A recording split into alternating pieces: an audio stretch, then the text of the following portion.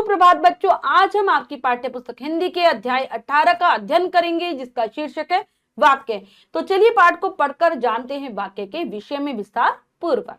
अध्याय 18 वाक्य, जानेंगे वाक्यों के विषय में। दो या दो से अधिक शब्दों के सार्थक योग से वाक्य बनता है। सार्थक शब्द समूह ही वाक्य होता है। वाक्य के द्वारा ही व्यक्ति भावों और विचारों को व्यक्त करता है। जैसे तो दो या दो से अधिक शब्दों को मिलाकर वाक्य की रचना की जाती है, लेकिन उनको सही क्रम में रखा गया हो शब्दों को, और सभी शब्दों का कोई ना कोई अर्थ हो, तभी वाक्य बनेगा। साथ ही साथ ये हमारे मन के भावों को, विचारों को प्रकट करने का कार्य करते हैं। जैसे प्रेमचंद को हिंदी उपन्यास का सम्राट कहा जाता है। इंग्लैंड को हराकर भारत ने क्रिकेट श्रृंखला जीत ली। गीतिका बहुत सुशील और गुणवती लड़की है। ये तीनों ही वाक्य हैं। प्रेमचंद क्रिकेट में भारत की जीत और गीतिका के गुणों के विषय में संपूर्ण भाव प्रकट कर रहे हैं, तो ये वाक्य कहलाएंगे, क्योंकि अर्थ पूर्णतः स्पष्ट हो रहा है। इन शब्दों के सार्थक समूह को वाक्य कहते हैं। परिभाषा है, शब्दों के सार्थक क्रमबद्ध तथा व्यवस्थित ढंग से प्रयुक्त समूह को वाक्य कहते हैं। याद करेंगे परिभाषा, यह भी जाने। वाक्य के लिए कोई शब्द सीमा निर्धारित नहीं होती, अर्थात एक वाक्य में कितने भी शब्द हो सकते हैं। वाक्य एक शब्द का भी हो सकता है और एक से अधिक कितने भी शब्दों का हो सकता है। तो ऐसा नहीं है कि वाक्य में एक शब्द आएगा या दो शब्द आएंगे, नहीं, एक का भी हो सकता है और जितने ज्यादा होंगे उतने शब्दों का भी हो सकता है, कम का भी हो सकता है, वाक्य हो सकता है। जैसे एक शब्द का वाक्य आओ, बादल गरजते हैं में 3 शब्द हैं, और प्रधानमंत्री जी आज दिल्ली में ही होंगे, इसमें बहुत सारे शब्द आए। तो उपयुक्त तीनों उदाहरणों में अलग अलग बातें कही गई हैं और बातें बताई गई हैं कि वाक्य एक शब्द का, दो शब्द का, ज्यादा शब्दों का भी हो सकता है। अब आता है वाक्य के अंग।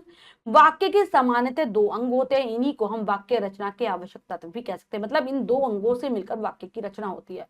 उद्देश्य, वाक्य में जिस व्यक्ति, वस्तु अथवा पदार्थ के बारे में कुछ कहा जाता है, जिसके बारे में बताया जाता है, वही उद्देश्य होता है।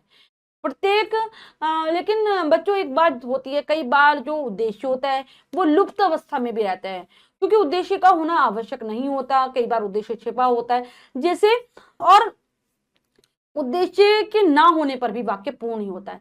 जैसे अगर हम एक उदाहरण है यहाँ पर इन्होंने दिया है आओ, तो आओ से हमें हमारा वाक्य पूर्ण हो रहा है, जबकि यहाँ पर उद्देश्य दिया नहीं है, क्योंकि जो उद्देश्य है वो लुप्त अवस्था में। तुम आओ, हम किसी को आने के लिए कह रहे हैं, तो सामने वाले को ही तो कह रहे हैं, तो तुम छुपी हुई अवस्था में।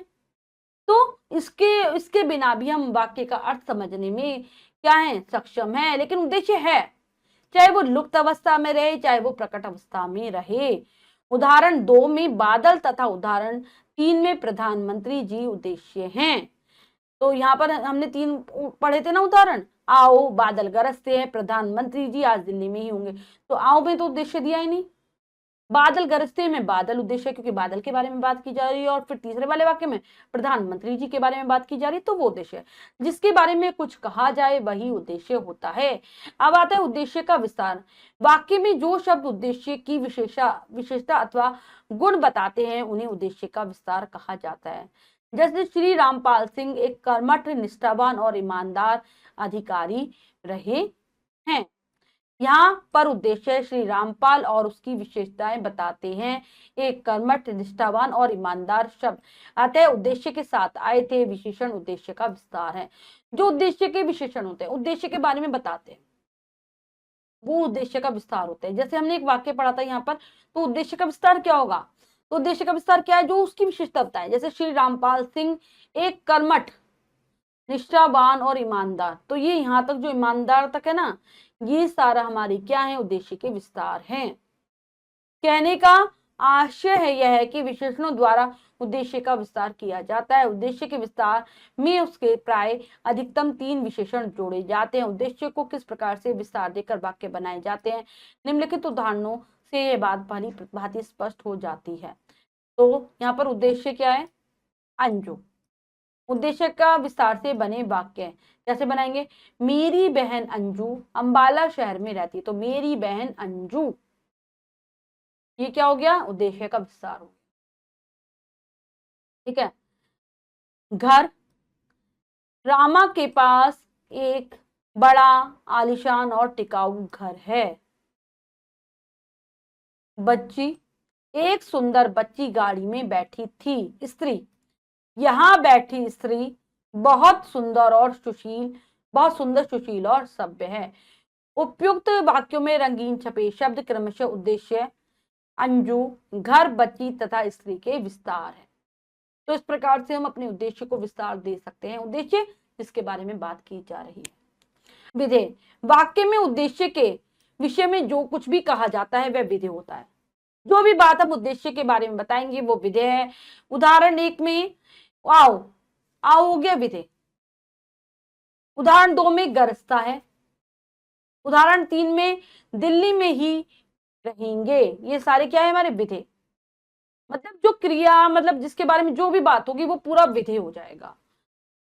और कर्म तथा जैसे कर्ता, कर्ता क्या हो जाता है एक तरीके से उद्देश्य, और बाकी जो कर्म आ गया, क्रिया हो गई, क्रिया विशेषण हो गया, ये सारा हमारे विधेय में आता है। अब जानेंगे विधेय का विस्तार कैसे कर सकते हैं।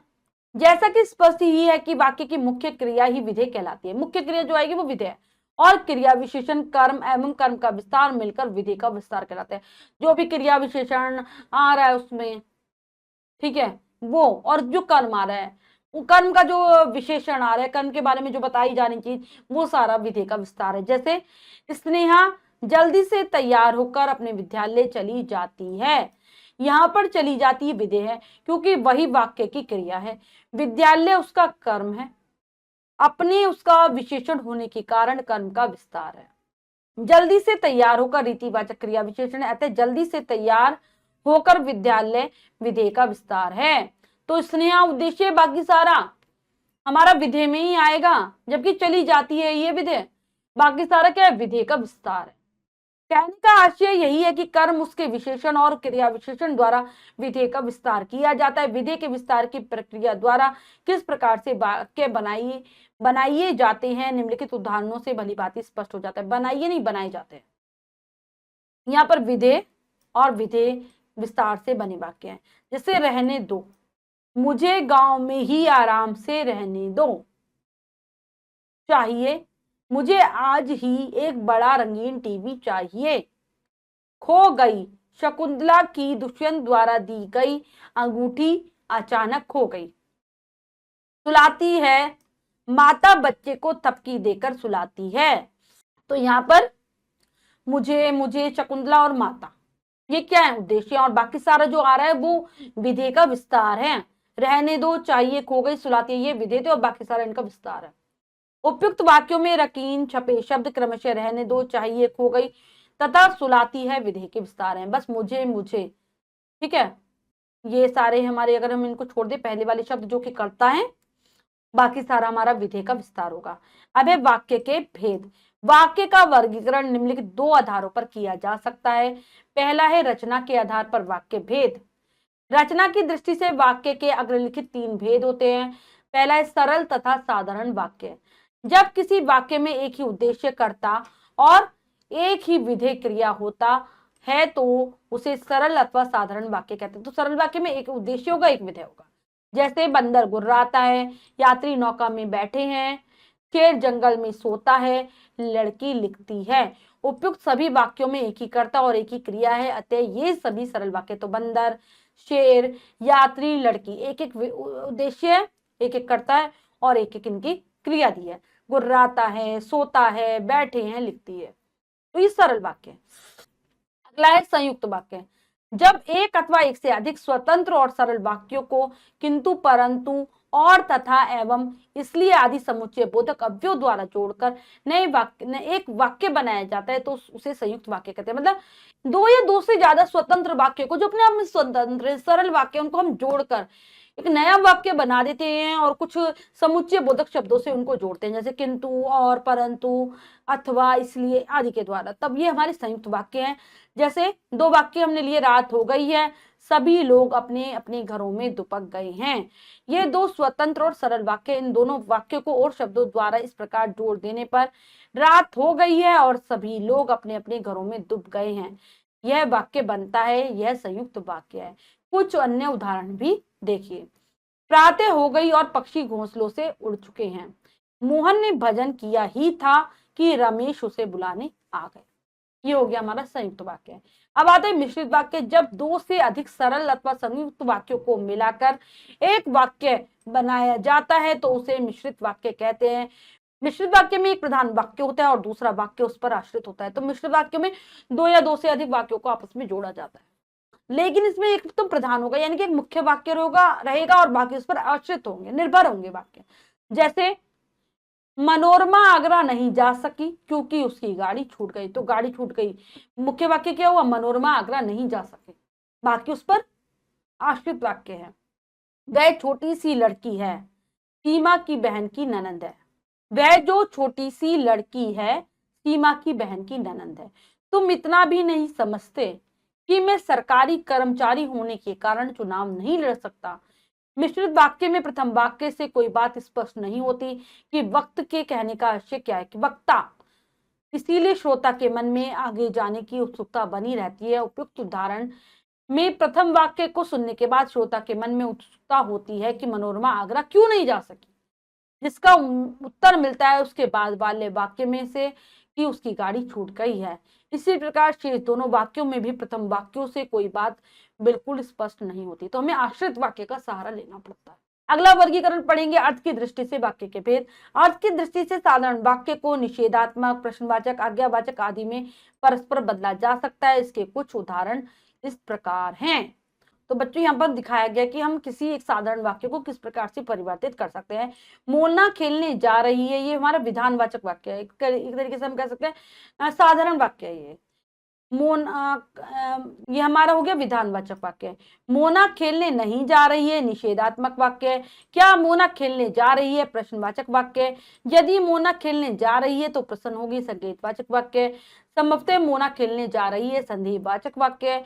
अरे मोना खेलने जा रही है विस्मयादि बोधक वाक्य। और मोना खेलने जाओ, ये है हमारा आज्ञावाचक वाक्य। तो अर्थ की दृष्टि से इतने ही प्रकार के हमारे भेद होते हैं, 8 भेद होते हैं। इनके बारे में हम आगे जानेंगे। सबसे पहले लेकिन हम उपवाक्य के बारे में जान लेते हैं। उपवाक्य क्या होते हैं। मिश्रित और संयुक्त वाक्यों में एक से अधिक वाक्य समुच्चय बोधक द्वारा जुड़े होते हैं। वाक्य में जुड़े ऐसे वाक्यों को उपवाक्य कहते हैं। जैसे सुधीर परिश्रमी है परंतु मंजीत आलसी है। उपयुक्त वाक्य में प्रथम वाक्य प्रधान है जबकि दूसरा वाक्य उससे समुच्चय बोधक द्वारा जोड़ा गया है, उपवाक्य कहलाता है। तो मतलब जो मिश्रित वाक्यों हो या फिर हम संयुक्त वाक्यों में हम समुच्चय बोधकों के द्वारा वाक्यों को आपस में जोड़ते हैं। तो एक मुख्य वाक्य होता है, प्रधान वाक्य होता है, और दूसरा उसके साथ जो जुड़ा वाक्य होता है उसको हम उपवाक्य कहते हैं। ठीक है। तो प्रधान, पहला वाक्य प्रधान रहेगा और दूसरा उस उपवाक्य रहेगा। अब है उपवाक्य के भेद। उपवाक्य के 2 भेद होते हैं। पहला है आश्रित उपवाक्य। जो उपवाक्य अपने अर्थ के लिए दूसरे वाक्य पर आश्रित रहते हैं उन्हें आश्रित उपवाक्य कहते हैं। आश्रित उपवाक्य प्राय की, क्योंकि, जब, जो, जिसे, जिसने, उन्होंने आदि अव्यय द्वारा जुड़े रहते हैं, मतलब दूसरों पर आश्रित रहते हैं, तभी इनका अर्थ पूर्ण हो पाता है। ठीक है। आश्रित हो गया यानी कि निर्भर रहते हैं और इनको कुछ योजकों द्वारा जोड़ा जाता है। हम कह सकते हैं क्योंकि, जब, जो, जिसे, जिसने आदि के द्वारा। जैसे यह वह खिलाड़ी है जिसने प्रथम पुरस्कार प्राप्त किया। हरीश ने बताया कि वह दिल्ली में रहता है। ठीक है। यहाँ पर जिसने और की के द्वारा हमने जोड़ा है। अब है स्वतंत्र उपवाक्य। जो उपवाक्य अपने अर्थ के लिए दूसरे वाक्य पर आश्रित नहीं होते उन्हें स्वतंत्र उपवाक्य कहते हैं। स्वतंत्र उपवाक्य और, तथा, किंतु, परंतु या आदि अव्यय द्वारा जुड़े होते हैं, जो दूसरों पर निर्भर नहीं होते अपना अर्थ पूर्ण करने के लिए, और इनको और, किंतु, परंतु आदि अव्यय द्वारा जोड़ा जाता है। जैसे शिवा परिश्रमी है परंतु उसका भाई आलसी है। तो दोनों अपने आप में स्वतंत्र वाक्य हैं। तुम मेरठ जाओ या कानपुर, तो ये दोनों हमारे जो उदाहरण है वो स्वतंत्र उपवाक्य के हैं। अब हम अर्थ के आधार पर वाक्य के भेद पढ़ने जा रहे हैं। अर्थ के आधार पर वाक्य के 8 भेद होते हैं, 8 प्रकार है। पढ़ेंगे। विधानवाचक वाक्य जिन वाक्यों में क्रिया के करने या होने का सामान्य कथन हो। सामान्य रूप से क्रिया हो रही है, ना उसमें ना का भाव है, ना कोई संदेह है, ना कोई संभावना है, एकदम सामान्य रूप से क्रिया की जा रही है, विधानवाचक वाक्य कहते हैं उसे। जैसे पृथ्वी का आकार गोल है, सूर्य से हमें गर्मी मिलती है। निषेधवाचक वाक्य जिन वाक्यों में क्रिया के न करने या ना होने का बोध हो उन्हें निषेधवाचक वाक्य कहते हैं। नहीं का भाव इनमें रहता है। पृथ्वी के अतिरिक्त किसी ग्रह पर जीवन नहीं है। नल से पानी नहीं आ रहा है। प्रश्नवाचक वाक्य जिन वाक्यों से किसी कार्य अथवा विषय के संबंध में प्रश्न पूछे जाएं उन्हें प्रश्नवाचक वाक्य कहते हैं। प्रश्न पूछने के काम आते हैं। इन वाक्यों के अंत में प्रश्नसूचक चिन्ह का प्रयोग किया जाता है। दीपेश आजकल कहाँ रहता है? ये बुजुर्ग व्यक्ति कौन है? आज्ञावाचक वाक्य नाम से स्पष्ट है। जो वाक्य आगे विनय या अनुमति का बोध कराए उन्हें आज्ञावाचक वाक्य कहते हैं। कभी अधिक मत खाइए, कृपया शांति बनाए रहें। ठीक है, आज्ञा दी जा रही है, आदेश, विनय, अनुमति। विस्मय आदि बोधक वाक्य जिन वाक्यों से प्रसन्नता, शोक, घृणा जैसे भावात्मक आवेगों का बोध होता है उन्हें विस्मय आदि बोधक वाक्य कहते हैं। मतलब हमारे मन के भावों को बताते हैं। और साथ ही साथ इनमें विस्मय आदि बोधक शब्दों का भी प्रयोग होता है। जैसे आहा कितना मीठा सेब है, शाबाश तुम कक्षा में प्रथम आए हो। तो यहाँ आहा और शाबाश विस्मय आदि बोधक शब्द हैं और इनके साथ विस्मय आदि बोधक चिन्ह लगा है। तो ऐसे वाक्य विस्मय आदि बोधक कहलाते हैं। इच्छा सूचक वाक्य जिन वाक्यों में कर्ता की इच्छा, कामना, आशा आदि का बोध होता है उन्हें इच्छा सूचक वाक्य कहते हैं। मतलब जो करता है काम की करने वाले उसकी इच्छा को बताते हैं। कोई वो कामना कर रहा है, ठीक है, आशा कर रहा है किसी चीज की, तो वो है ये। जैसे ईश्वर करे तुम प्रथम आओ, नववर्ष तुम सबके लिए मंगलमय हो, शुभकामना देता है किसी को। अब है संदेहवाचक वाक्य जिन वाक्यों में कार्य होने या करने में संदेह हो, संदेहवाचक वाक्य कहलाते हैं। संदेह रहता है कार्य होगा या नहीं होगा। शायद कल वर्षा हो, लगता है आज काम पूरा नहीं हो पाएगा। तो हमने सबके बारे में जाना। अब करते हैं वाक्य रूपांतरण। वाक्यों का रूपांतरण निम्नलिखित 3 प्रकार से होता है।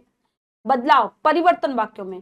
पहले वाच्य परिवर्तन द्वारा वाक्य रूपांतरण के विषय में आप क्रिया के वाच्य नामक अध्याय में पढ़ चुके हैं कि कैसे हम वाच्य के द्वारा परिवर्तन करते हैं क्रिया में। अब है रचना की दृष्टि से साधारण, मिश्रित या संयुक्त वाक्यों को आपस में बदलकर रूपांतरण किया जा सकता है। इस प्रकार के परिवर्तन में कुछ शब्द योजक अपनी ओर से लगाए जाते हैं, परंतु यह ध्यान रखना चाहिए कि वाक्य बदलते समय वाक्य का अर्थ वही रहे। तो जब हम साधारण वाक्य को संयुक्त में या फिर मिश्रित में बदलते हैं या फिर संयुक्त वाक्य को मिश्रित या साधारण में बदलते हैं तो हमें कुछ बातों का ध्यान रखना होता है कि हम उसमें योजक चिन्ह तो लगा सकते हैं लेकिन उसका अर्थ नहीं बदलना चाहिए, अर्थ वही रहना चाहिए। जैसे साधारण वाक्य हमारा सूर्योदय होने पर पक्षी बोलने लगे, तो हम इसका संयुक्त वाक्य कैसे बनाएंगे? सूर्योदय हुआ और पक्षी बोलने लगे, और योजक शब्द इसमें हमने जोड़ा है। मिश्रित वाक्य बनाएंगे, जैसे ही सूर्योदय हुआ वैसे ही पक्षी बोलने लगे, तो जैसे ही और वैसे ही हमने जोड़ा। लेकिन हम देख पा रहे हैं वाक्य परिवर्तन करने पर भी अर्थ नहीं बदला। अब हम बच्चों अभ्यास कार्य करेंगे। हमने बहुत अच्छे से पाठ को समझकर पढ़ लिया है। आओ कुछ करे के अंतर्गत पहला प्रश्न है, सही विकल्प पर सही का चिन्ह लगाइए। तो चलिए लगाते हैं। वाक्य में जिसके विषय में कुछ कहा जाए उसे कहते हैं कर्ता, उद्देश्य, क्रिया, ये सभी तो हम उसे उद्देश्य कहते हैं। रचना के आधार पर वाक्यों के भेद होते 1, 2, 3, 4, तो 3 भेद होते हैं बच्चों। अब नीचे दिए गए शब्दों की सहायता से रिक्त स्थान भरिए। तो चलिए करते हैं। शब्दों के सार्थक, क्रमबद्ध तथा व्यवस्थित ढंग से प्रयुक्त समूह को वाक्य कहते हैं। वाक्य में जिसके विषय में कुछ कहा जाए उसे उद्देश्य कहते हैं। जिन वाक्यों में शोक, घृणा आदि भावात्मक आवेग हो उन्हें विस्मय आदि बोधक वाक्य कहते हैं, या फिर हम इसको विस्मयवाचक वाक्य भी कहते हैं। ठीक है, दोनों कह सकते हैं। वाक्य में उद्देश्य के विषय में जो कुछ भी कहा जाए उसे विधेय कहते हैं। इसका मैं विस्मयवाचक वाक्य भी लिख रही हूँ, विस्मयवाचक वाक्य। ठीक है, दोनों सही है। बच्चों हमने पाठ को बहुत अच्छे से समझकर पढ़ा और अभ्यास कार्य किया। इसके अतिरिक्त जो भी कार्य है वो आप स्वयं करेंगे सुंदर अक्षरों में अपनी अभ्यास पुस्तिका में। बच्चों आज हमने पाठ के माध्यम से वाक्य के विषय में विस्तार पूर्वक जाना। आशा करती हूँ यह पाठ आप बहुत अच्छे से समझ गए होंगे। पाठ को फिर से जरूर पढ़ेंगे। मिलते हैं अगली कक्षा में नए पाठ के साथ। तब तक के लिए स्वस्थ रहिए, प्रसन्न रहिए। धन्यवाद।